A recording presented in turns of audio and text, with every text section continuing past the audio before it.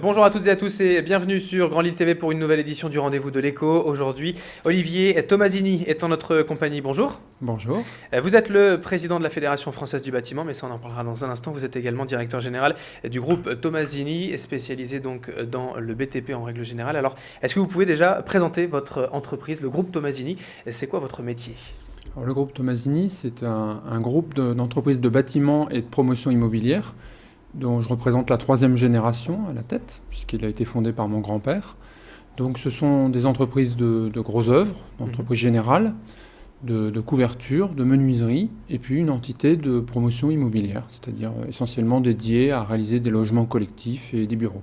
Aujourd'hui, l'entreprise, le groupe, c'est combien de collaborateurs, combien de chiffre d'affaires à peu près?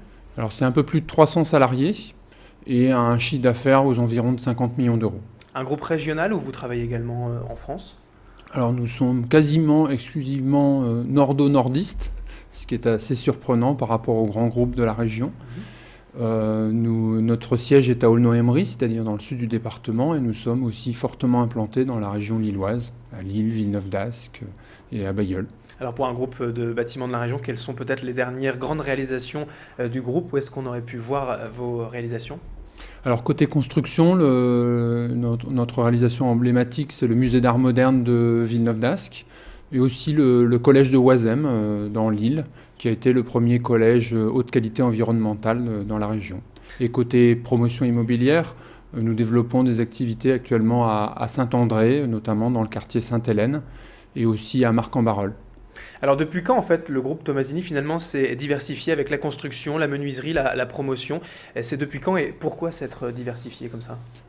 Au fil des crises qu'a connues le groupe depuis sa création dans les années 20, à chaque fois qu'il y a eu un aléa économique, il a fallu rebondir, se diversifier, d'abord géographiquement, et puis après par métier, pour essayer de tempérer les aléas de chaque métier. Au début, c'était le gros œuvre. Quand on a eu des difficultés en gros œuvre, on s'est étendu vers la menuiserie. Quand on a eu des difficultés dans la Vénois, on est allé vers Valenciennes, puis vers Lille.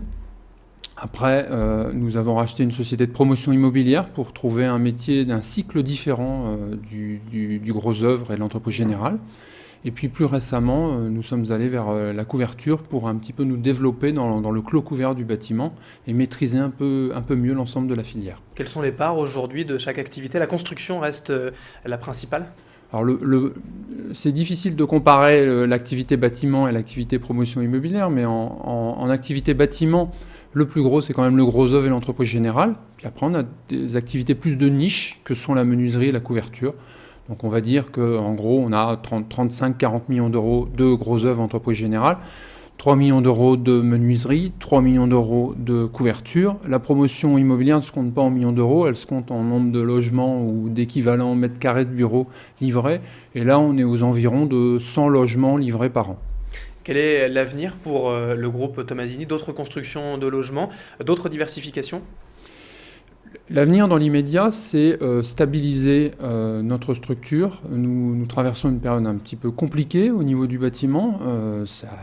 Tout le monde le sait au niveau macroéconomique. L'année 2012 va être compliquée, donc c'est un peu stabiliser nos forces, garder nos effectifs, développer nos compétences, former nos salariés. Il n'est pas question pour le moment de diversification, mais bien de stabilisation et de rester présent dans la région auprès de nos clients récurrents. Alors pour finir ce rendez-vous de l'Écho, je le disais donc à l'entame, vous êtes également président de la Fédération française du bâtiment pour le Nord-Pas-de-Calais. Alors le but de cette fédération française, parlons-en un peu, c'est quoi? C'est de défendre les professionnels tout simplement? Oui, tout à fait. Le bâtiment dans la région Nord-Pas-de-Calais, c'est 80 000 salariés, donc c'est tout simplement la profession qui emploie le plus de salariés dans le Nord-Pas-de-Calais. On peut dire effectivement première force économique. C'est donc un métier très important au niveau de l'emploi et de la formation professionnelle. Il a besoin d'être défendu. Alors nous défendons les entreprises, c'est-à-dire à la fois les chefs d'entreprise dans ce qu'ils font au quotidien, mais aussi leurs salariés, en leur donnant un certain nombre de services. Et puis nous représentons cette profession vis-à-vis de l'extérieur, c'est-à-dire nos élus politiques, l'interpro ou le grand public en général, pour expliquer quels sont nos atouts et pour le défendre par la suite. C'est pas quand même un syndicat?